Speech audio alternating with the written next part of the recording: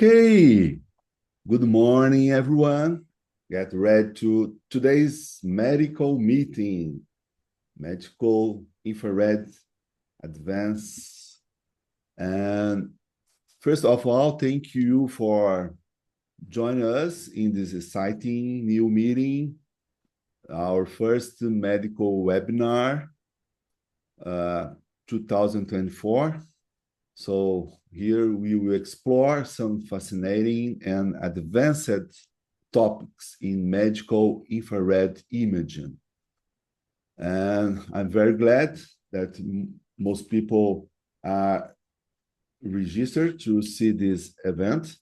And some of you are seeing what we are doing at the American Academy of Thermology. So every Saturday, we are having the medical minutes.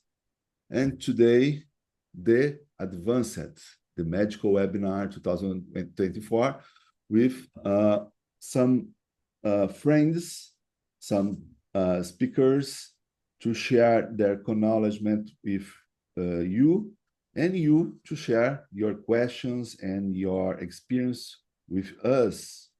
Perfect. Okay. My name is Marcus Brioski. I'm medical doctor and chairman of the American Academy Ophthalmology. And today I'm going to share a secret with you, another secret. Many of you have seen some of my presentations at the AT conference, and some of you may have wondered, oh, how does he create such amazing images? Well, today I'm going to review my secrets. So make sure to stay until the end of this presentation. Here's the first secret. I don't do thermography. Wow.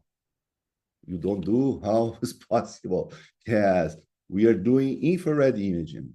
So I'm reinforce this concept again for everyone because it's very important to understand some little aspects of this. And the image you've seen me present are infrared images, but wait, they are the same thing, thermography and infrared imaging? Let's see this concept again. Recently, the AT updated its logo with Stephanie help. Thank you so much, Stephanie, for the new logo. And with a new subtitle, Medical Infrared Imaging. So it's very important, this changing. But why?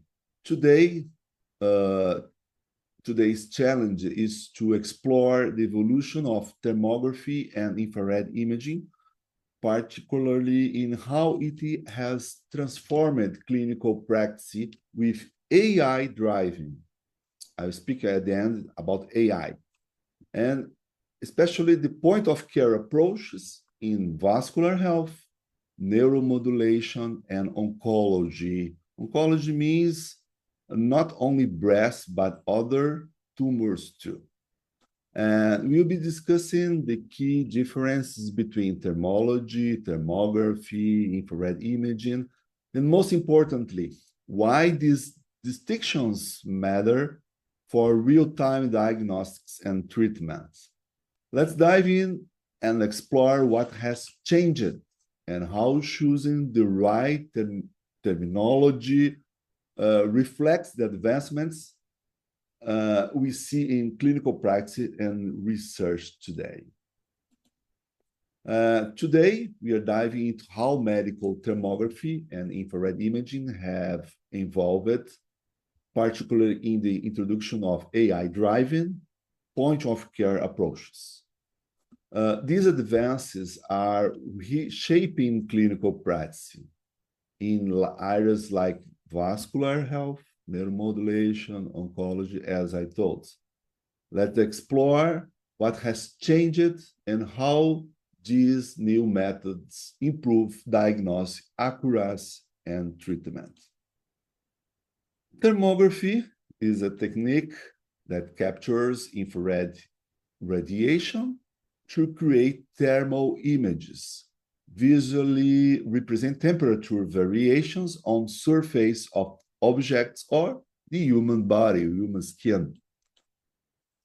Infrared imaging, on the other hand, use specialized cameras, sensors, transducers to detect and visualize infrared radiation, heat, converting it into images that show temperature difference. While thermography focuses especially on measuring and recording surface temperature variations, infrared imaging is a broader concept. It involves capturing heat emitted by objects, whether or not it's used for temperature measurements. In 1956, the term medical thermography emerged from this man, Dr. Ray Lawson, from McGill University in Montreal, Canada, a former member of Royal Canadian Air Force in the Second World War, adapted military infrared technology developed during the Cold War for medical use. He was the first to make thermal observations of human metabolism, and Lawson discovered that breast tumors generate heat, with malignant nodules being 1.75 to 3.5 degrees hotter than surround tissue. At that time, in 1956, this breakthrough suggested that breast cancer could be detected by measuring heat, offering a non-invasive, very interesting alternative to the often inaccurate surgical biopsy. On that time, his work transformed this military tool into a revolutionary medical imaging technology.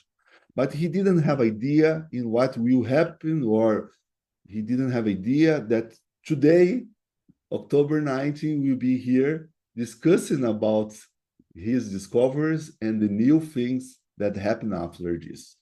His work transformed the medical approach, and which had the potential to change the way breast cancer was detected in women. But there's some very specific points to consider, and one is that it's not the same as mammography. You see this on our next presentation when Professor Rita will explain this point. But let's go ahead. In the year is 1933 in France, 23 years before Lawson work and before the Second War. Jean Seidman, a Romanian-born French physician, presented his doctoral thesis on medical treatment using ultraviolet, infrared radiation, X-ray, radio waves, as a proponent of actinotherapy, the treatment with radiation, especially ultraviolet rays, on that time. And Seidman was the first doctor to use infrared for diagnosis. We have evidence of this in publications from the reports of the Paris Academy of Science from that time. Let me share a quick excerpt from Jean Seidman 1933 publication titled Radiation on the Technique of Measuring the Thermal Radiation of the Skin. He described a bedside, a point of care device for measuring skin radiation using an electric thermometer or bolometer. It could provide the skin temperature in just 10 seconds on that time using infrared technology. That's right, point of care infrared, all the way back in 1933. Why Seidman introduced thermography in 1933, it wasn't until 1956 that Lawson used it for diagnosing breast cancer. So it's not just 6 and 8 years of thermography. It's actually over 90 years of medical infrared science. In 1933, Jean Seidman conducted one of the first studies on the effect of physical work on body radiation. So it's the first sport infrared study in 1933. Their finds show that radiation barely changes even during intense exercise. They tested athletes, an obese person, and someone with Graves' disease, and found only a 3 to 5% variation in the radiation metabolism. This was a pioneering step in using infrared radiation to study the body during exercise. Sorry. Oops. Okay. Traditionally, thermography involved capturing thermal images for post-analysis. While useful, this method was limited because it lacked real-time feedback.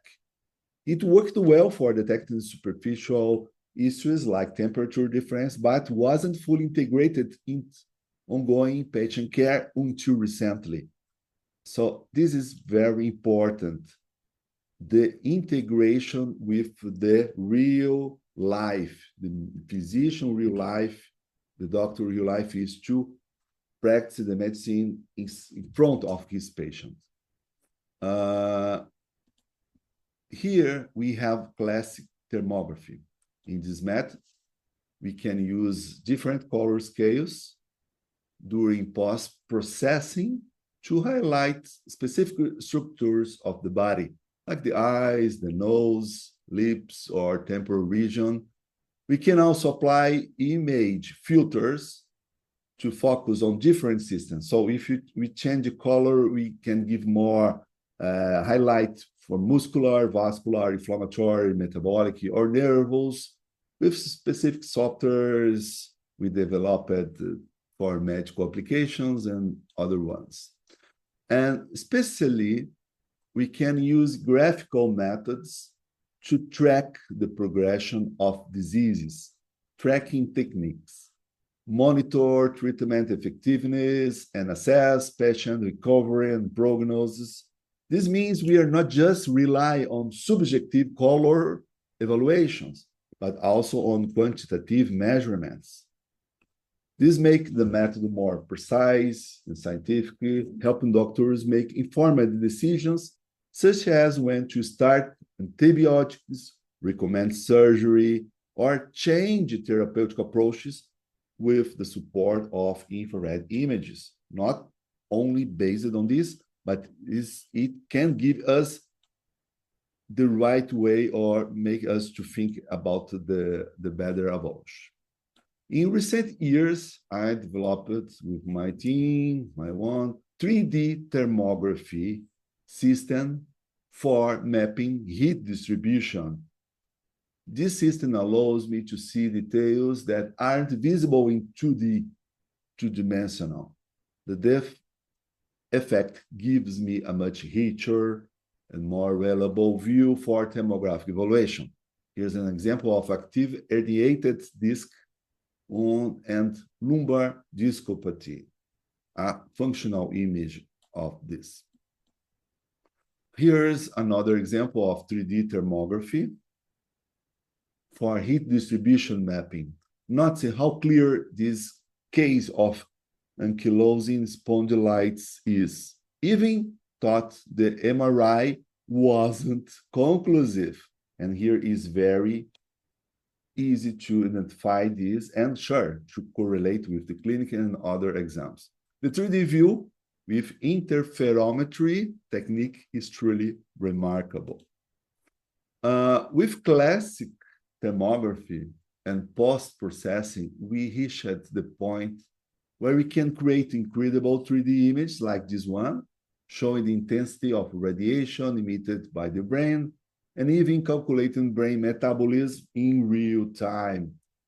This is useful for evaluation emotional states in diagnosed psychiatric conditions such as depression, anxiety, aggression, schizophrenia, as well as Parkinson's, Alzheimer's disease, and some post-traumatic problems to give support and measurement.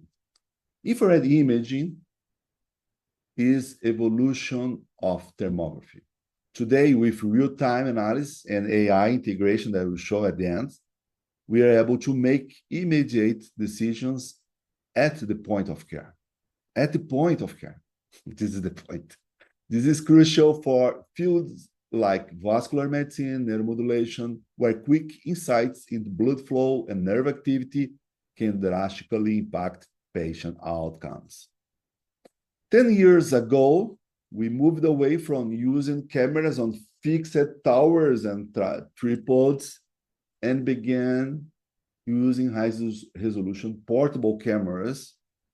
This allowed us to get closer to patients, bedside, point of care, especially those with mobility uses, severe pain, and those in hospital outpatient units. So many of the speakers today will show their experience.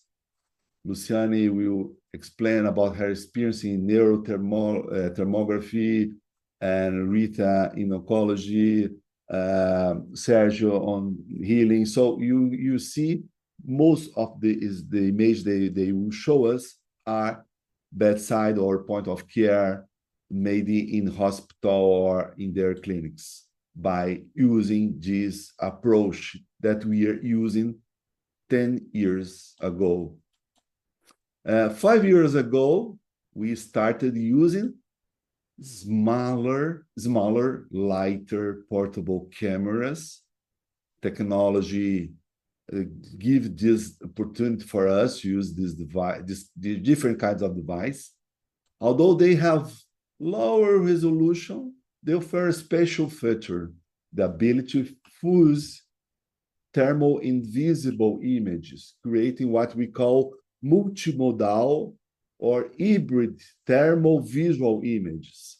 This was a revolution. It gave doctors the freedom to use thermography in any setting. And veterinarians quickly embraced the portability as well. And now I can see the uses, my patients face up, close, and examine them at the same time. So I can have the camera in one hand and touch the patient with the other hand very close to him, because the lens of this equipment is different from the lens of the big ones. So everything is very close, and the doctors become more close to the patients, understand better what they are feeling on that moment. So this is infrared imaging. That's a little different from thermography. I can now capture fantastic images in real time, analyze them immediately, like in this case of fibromyalgia, where there's a significant noradrenergic vasomotor hyperactivity in the cold hands. Sure, I can take some pictures, I can touch on the patient, I can complement with some questions that I didn't make before, and I can do procedures all in real time, close to the patient. I can get a sense of brain metabolic activity through a thermobiological window located at the inner corner of the eyes. This connection between the brain and the exterior is called the brain tunnel temperature. That's a concept that we are using 15 years since it was discovered and studied by Professor Mark Abreu from Yale University. He's a Brazilian, but he lives at the US and studied this very close. With this, we can measure metabolism and detect conditions like hypothyroidism. Real-time infrared imaging has allowed us to make incredible connections during physical exams. This patient, for example, who has sleep disorders, shows significant eyelid congestion that isn't visible to the naked eye. We can even relate the pain from temporomandibular dysfunction to insomnia through imaging. This is truly incredible, do in real time.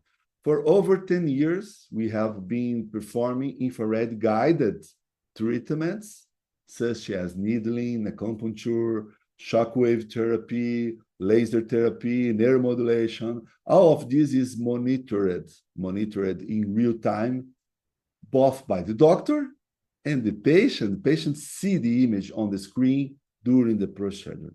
This is very, very important because the patient becomes more close to the treatment. With this technology, we know exactly where we are applying the treatment and how it is affecting the patient at that moment.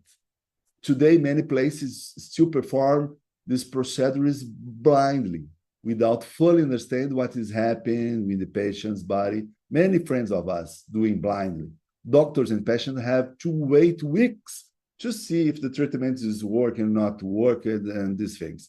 Doctors use infrared guided therapy, know the immediate effects of treatment, real time. This leads to great patient satisfaction and faster recovery and patient involvement with the treatment. So it's not passive, it's active, and we work with the brain of the patient.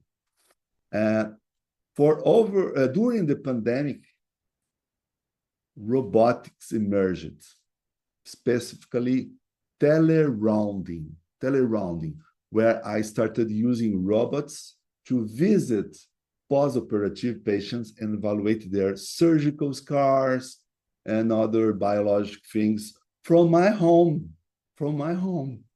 without the risk of being exposed to COVID on that time. It was a time of great learning, but sad for other aspect, but for science, we have a great learning. And telemedicine and telerobotics with infrared are growing rapidly. It's not stopped. This was only possible with point-of-care infrared imaging. We no longer talk about thermography, but radar, infrared imaging, and more recently, it's becoming AI-assisted. In vascular health, almost in finish, AI-assisted infrared imaging helps us quickly detect vascular dysfunction or venous stasis in real time without waiting for delayed analysis. This gives us the ability to identify issues early, improve intervention time and outcomes for patients. Here's a case of varicose veins. There's nothing visible to human eye, but with infrared imaging, nothing is impossible. The turtle's veins with slow blood flow and venous stasis become clear, very clear. These are invisible varicose veins causing discomfort for the patient. This is the point of care evaluation. Let me show. Okay, the next one. Oh, sorry. Here, this is another example of varicose veins that are not visible to human eye. However, in infrared image, we can detect irregular veins areas slowed blood flow. This is why the correct term is infrared image, and it goes beyond the traditional thermography. We see, we palpate, we understand, we prescribe using infrared image. In neuromodulation, infrared imaging allows us to observe neuroactivity and temperature shifts related to pain or nerve dysfunction. This is real-time feedback is essential for adjusting treatment strategies, providing more precise and tailored patient care. In the 90s, at the age of medical thermography, Dr. Sumio Uematsu, he was past president of AAT on that times, and a neurosurgeon at Johns Hopkins, pioneered the concept of pain thermal mapping based on dermatomes or termatomes when they are seen in infrared. He introduced the idea of using thermography to measure temperature as a key tool for identifying abnormal areas according to his reference table and normal temperature range. So this will be explored by Luciane on her next presentation. Dr. Uematsu is recognized as the true pioneer in medical thermography. Since Lawson discovered, it's been 68 years and advancement in this field. But wait, something else has happened and we can't overlook it. In classical out in thermography, the most common method measuring temperature differences between opposite sites. You select a region of interest, compare for the opposite, and subtract the average temperature difference. This is called calculating the delta to record the variation between two values. But this is very basic. It's just a subtraction. There's no statistical analysis involved. But it's important, but we can do much more, actually. Here's a current example of out-in concept in thermography. In a study I published on migraine, we collect images and then analyze the temperature distribution data later on a computer using statistical software. Although the images were taken at the bedside, the evaluation was done afterward, not in real time. But there is an example of infrared imaging, point of care real-time evaluation. Let me share some of my previous experience from the Spalding Neuromodulation Lab at Harvard Med School, Boston, Massachusetts, where I take part of this moment under Professor Philip Fragni coordination.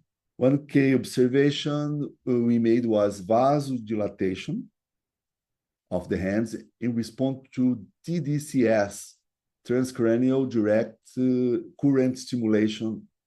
And this response shows how neuromodulation can affect blood flow, which is critical to understand how different areas of the body react to this type of stimulation, brain stimulation.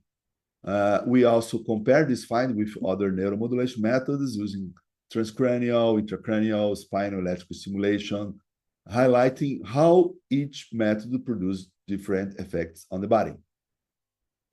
These insights are crucial for advancing neuromodulation techniques and understanding their application in both research and clinical settings.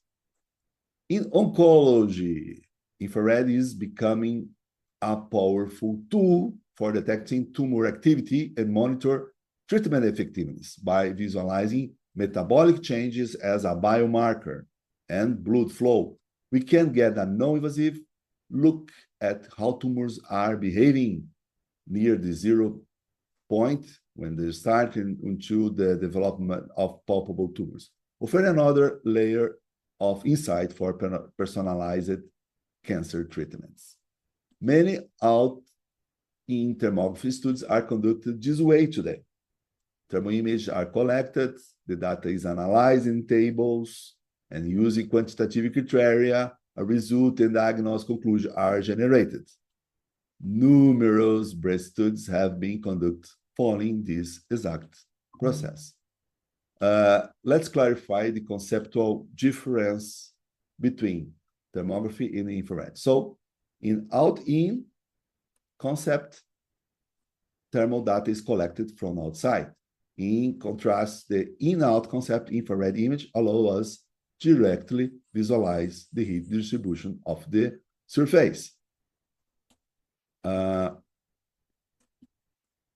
So in thermography, we often use temperature color scales. On the right side of the thermal image, each color represents temperature, red for the hot, blue for the colder, green intermediate regions. This RGB system is easier to identify regions of higher metabolic activity. However, it's a 2D bidimensional image. With infrared image in out, I can get much more information in real time, immersing myself in a live recording or image. Moving the sensor close to the patient allows me to extract far more clinical details and make faster, more accurate diagnosis and treatments. Let's go. The most amazing thing, in my opinion, about infrared image is that it's not just for the doctor. It's also for the patient. Medical thermography doesn't make sense for the patient because most of the time they don't understand what's happened. But infrared imaging does. the patient becomes an active participant of diagnosis and treatment, watching in real time as something like a acupuncture needle affects their skin, for example. Together, the doctor and patient immerse themselves in a health issue, seeing what happens in the moment. You can even record an image for later analysis, just like thermography. But remember, thermography is the past, it's just a record. Infrared imaging is the present, an action to see what's happening right now. So here's the real time. Again, view a patient with a left shoulder pain. It's instant. The myofascial trigger point in the left here, confirm the initial diagnosis. Both the doctor and patient can follow along in real time. The doctor can quickly palpate, examine other areas guided by infrared technology. It's easier than medical ultrasound, faster and safer, but it's done in the beginning. This is the true medical evaluation. This is infrared image in action. To finish, I show you iLumi. iLumi is the artificial intelligence that will help us to learn more about infrared image, to help us to understand the images and increase our approach. For example, you see that you can capture the image, and at the same time, I choose here, let's see, foot care. What's foot care? Oh my God, here I open. Is recorded, but I can choose foot care. I will choose some image from the foot. As you can see here, here's only one image, and I put just analysis in English. Could be analysis, you can say the age of patient, the name, etc. And the system will recognize what is happening here.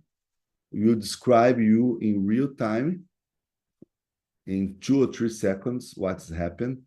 Measure the temperature, the distribution, to say if it is a risk of ulcer or neuropathy or peripheral artery disease. This system is based in 1 million images from my data bank. It's not open.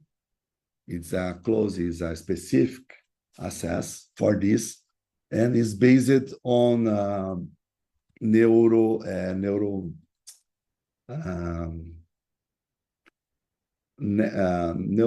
network. Let's see the knee evaluation. This knee evaluation is to evaluate just the knee, so it's most common use in orthopedics. I choose one image from knee.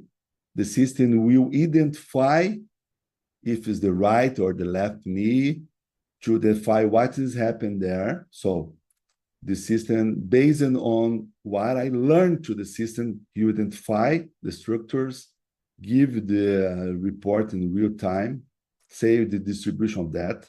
But you must sure to review to see if it's okay. If you want to give more information on that. It's possible to have therapeutic recommendations if you want, like medications. Sure, you must to confirm it's not to be used alone, but must be reviewed with a doctor. So anti-inflammatory, antibiotics. And the last one, the breast evaluation, totally automatically. Here, where's my, here, okay. Almost there, sorry to extend so much. The breast, most complicated situation, but there's solution for that. All in English here. You choose the image. You can choose many images, lateral, oblique. So if you put more image, eat more. You can put the information of your patients, the name and the name of physician, the data, these things. This will appear on the screen.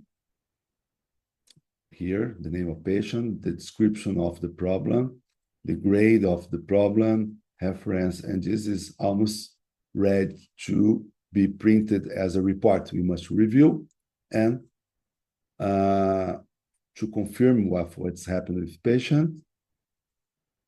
And it's finished, just this.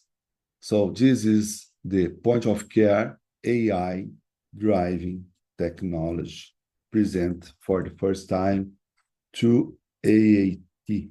Let me show the last. It is amazing.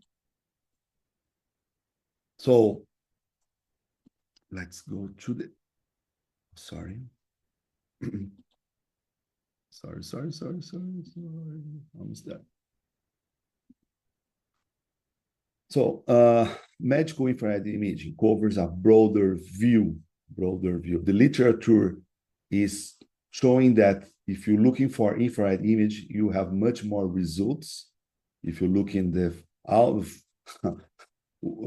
all the papers in literature, you find much more, 4 times more than if you're looking for thermography. And if you're specifically medical, you also have this find much more medical infrared imaging than medical thermography. And this change in terminology can significantly impact how healthcare professional provides and utilize this tool. And here we have a challenge. How do you see the future of infrared imaging, medical imaging? Should we involve the name or preserve our roots? Sure, we can use the both, but we must understand. If Hippocrates were watching our discussion today, he'd be probably be laughing.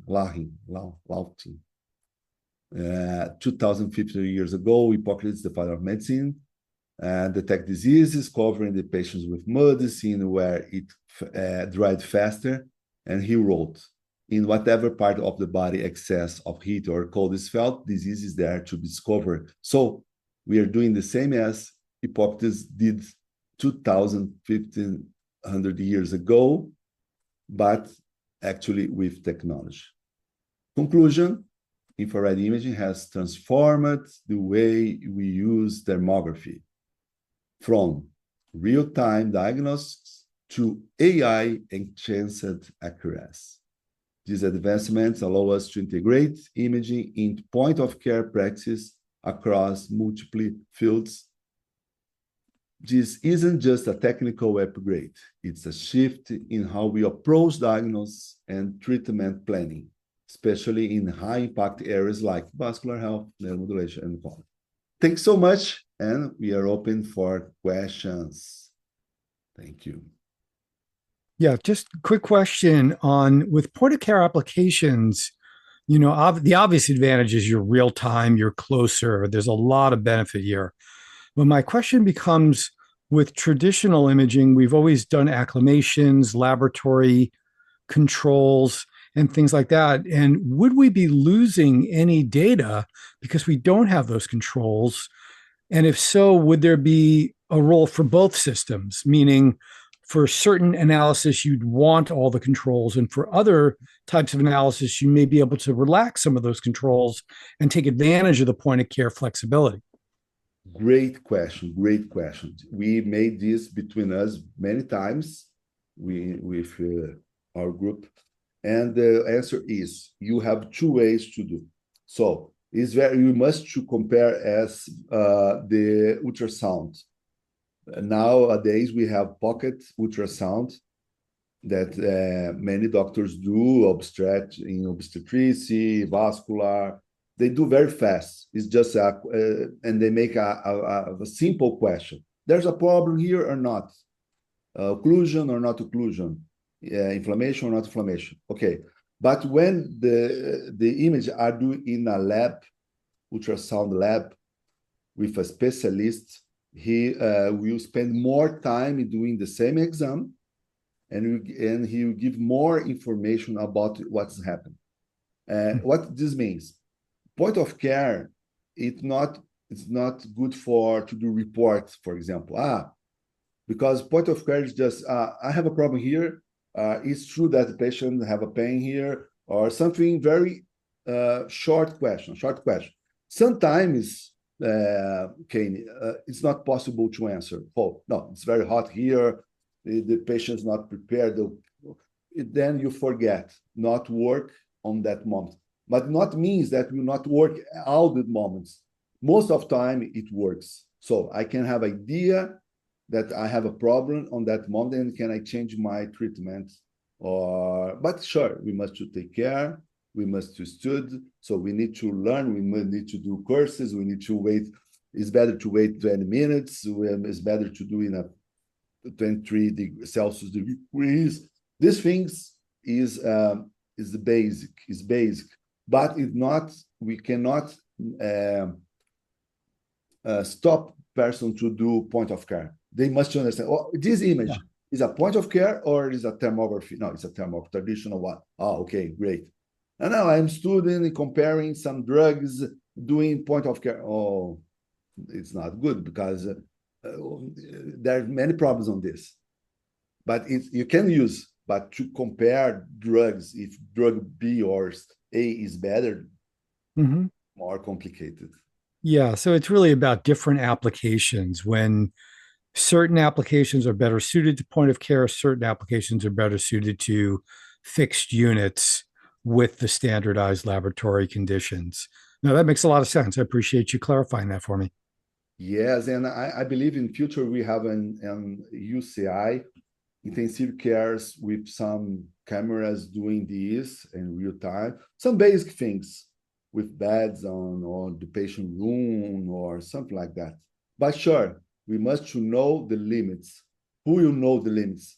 The people that are studying infrared imaging, so they understanding what the limits, what's it's good or what is not good. So we must to know how to interpret this, and we must to teach the others how to use this in the right way. So, but the point is, we don't have only one way to do all the things. We can spread more, a little more, and just give us liberty to do this, more freedom. And this freedom came with we validated many aspects of this during our practice, and we want to share this on the courses, and we are open for many of you to take part of the course that we explain at the end of this meeting today.